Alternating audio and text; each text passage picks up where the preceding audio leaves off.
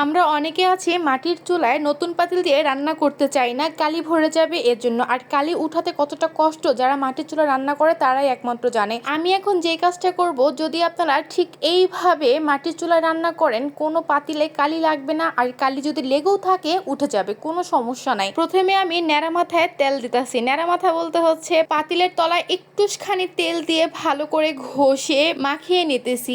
এরপরে লাগবে একটা পলিথিন। এই পলিথিনটাকে আমি এই নেড়ো মাথার উপরে সুন্দর করে টুপি পরাই দিব।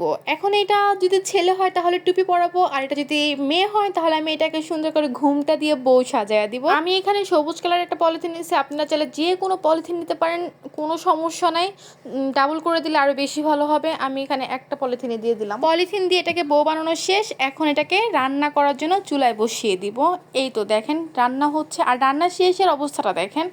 পলিথিনটা ধরে সুন্দর করে যখন আপনারা উঠায় ফেলবেন তখন দেখবেন পাতিলের মধ্যে কোনো কালি লাগেনি। যতটুকু ভালো করে পলিথিনটা আমি লাগাইতে পারি না ঠিক ততটুকুই হচ্ছে কালি লাগছে। আর এই যে দেখতেছেন তলানিতে যে একটু কালি লাগছে সেটাও ঘষলে উঠে যাবে, কারণ এখানে পলিথিন দিয়ে আটকানো আছে। আশা করি এখন আর আপনাদের মাটির চুলার নতুন পাতিল দিয়ে রান্না করতে কোনো সমস্যা হবে না। আর ভিডিওটি ভালো লাগলে অবশ্যই লাইক, কমেন্ট, সাবস্ক্রাইব করতে কিন্তু ভুলবেন না।